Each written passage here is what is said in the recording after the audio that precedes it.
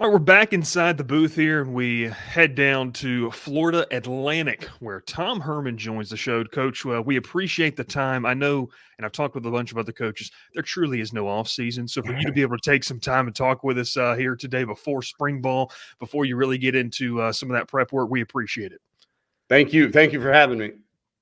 Well, let's kind of start here. Last December, I should say December 2022, you are named the head coach at Florida Atlantic.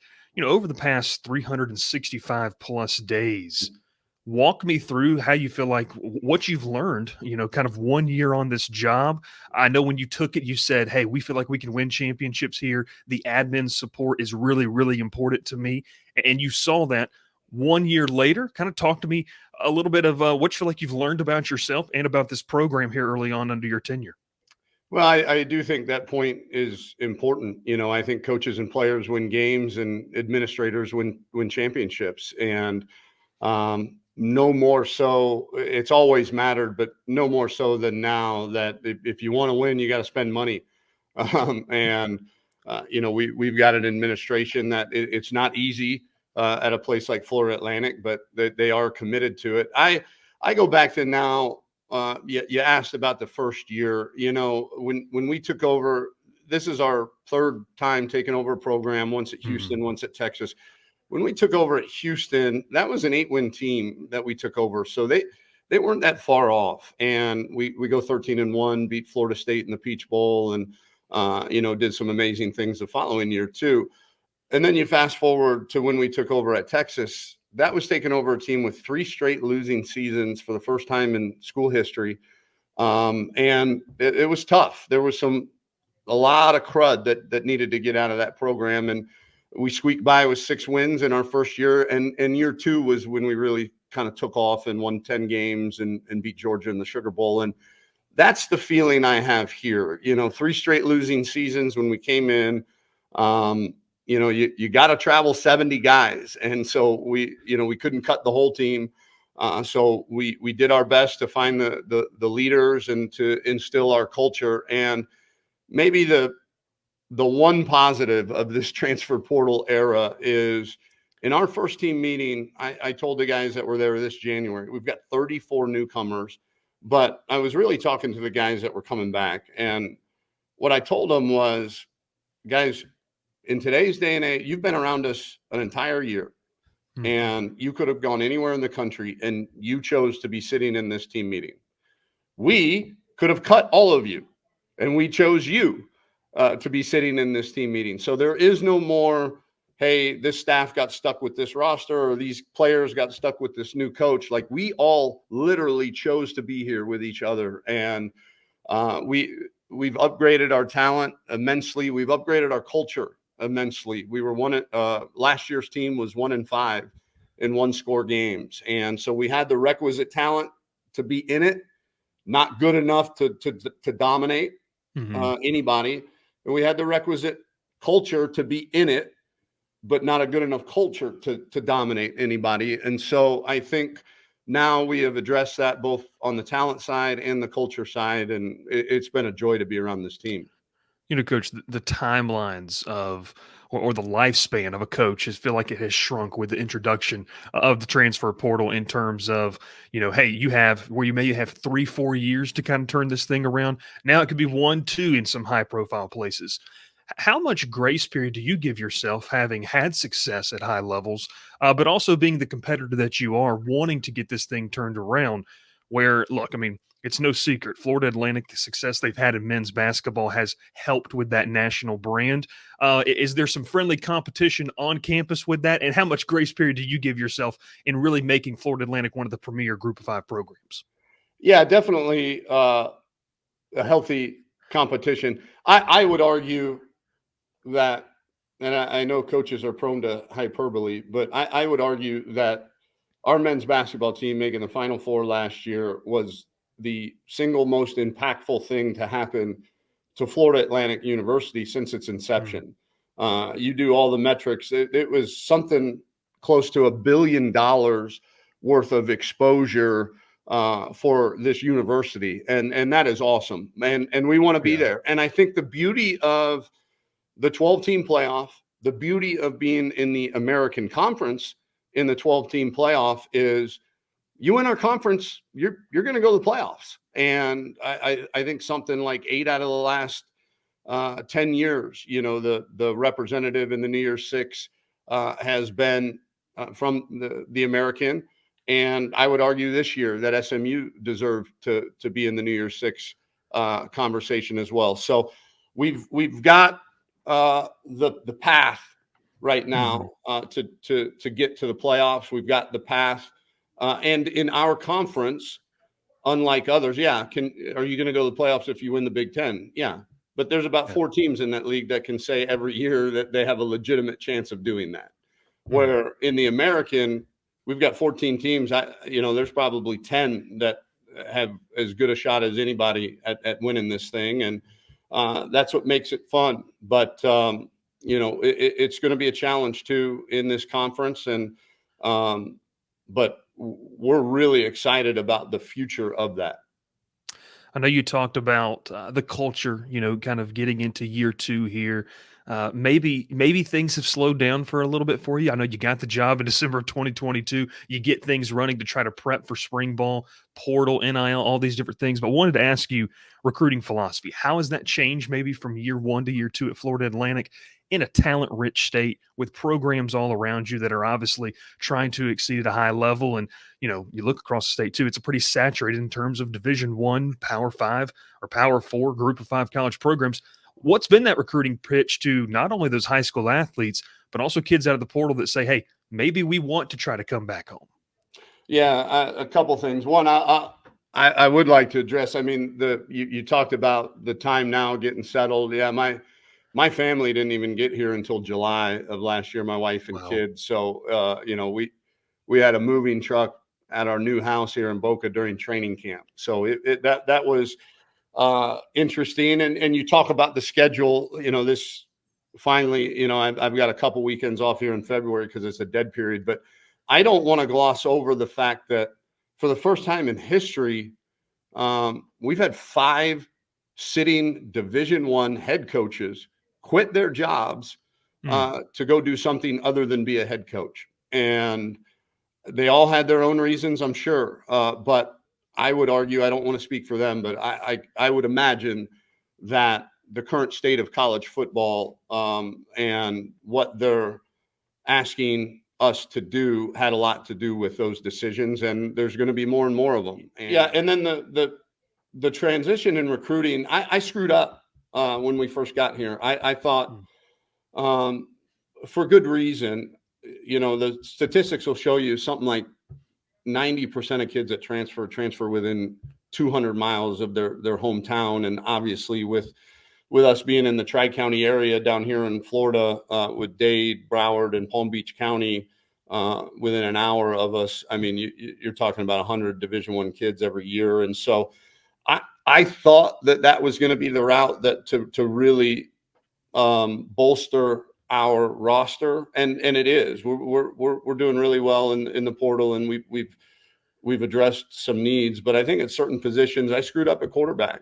We didn't sign a high school kid this year because I thought for sure that at this level we're going to need a transfer. But then I went and looked, and you look at Michael Pratt at Tulane, high school signee. You look at Greg Ward Jr., who we had at Houston, high school signee. You look at the Desmond Ritter, high school signee at Cincinnati. So every quarterback that has won the American Conference, or most, have been high school signees. And so I think that position, although we're really excited about Cam Fancher and his transfer here from Marshall, and he'll compete with Tyreek Starks, and who really came on late last year. But I think moving forward, there are positions that you're going to need to really invest in high school. And we're really proud of our high school recruiting this year. I think we signed the second most high school players in our conference because we heard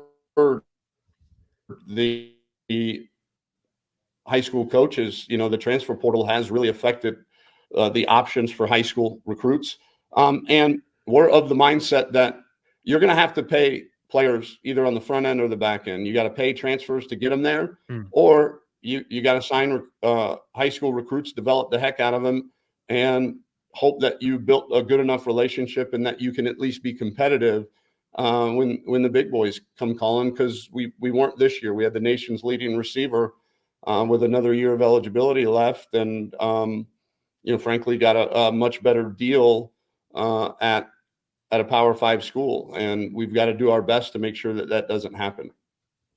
You talked about schedule, and I'm glad you did mention that because it does not feel like we are headed towards a sustainable schedule for coaches and their families. Any, if you're on the committee, or if they say, "Hey, Tom, we want you to help make some decisions here," is there any groundwork that you feel like where we can get back to? Look, we know coaching is going to be a grind no matter what, but making this a little bit more sustainable for the long run. Yeah, that's a good question. I mean, I don't know how much time you got, but no, my wife has always said, people that make the kind of money we make bad victims, so we're not Mhm. the victims here, but and we know we have a choice, and five guys, close to 5% of our community decided to get out Mm. because of um, the issues surrounding it. For Mm. me, I think we took a huge step in making February a dead period. We actually have 3 weekends off in February, and we've enjoyed that. I think obviously we cannot continue to have the high school signing day coincide with the transfer portal signing. At the end of the day, though, all of this, we're just band-aiding the problem, which is as long as the powers that be want to um, continue with the designation of being students and student Mm. athletes, then they're going to lose every lawsuit um, that comes their way, and we're going to continue to go down this road that is untenable. And so, in my opinion, the only solution, I mean, the NFL has 32 teams, 31 billionaires own them, right? The Yeah. Packers are publicly owned. If you came to them and said, "Hey, we're going to change our business model, and your roster is going to be 85 guys on 1 year contracts with player options every 6 months," they would laugh at you in the face, right? And they would Mhm. tell you that that's the stupidest business model you've ever dreamt of. And that's what we have in college football right now. These guys can leave every 6 months, and so until we uh, collectively bargain with them and be able to sign them to multi-year deals that have penalties, just like coaches do if they break those deals, then I think we're going to see it get worse before it gets better.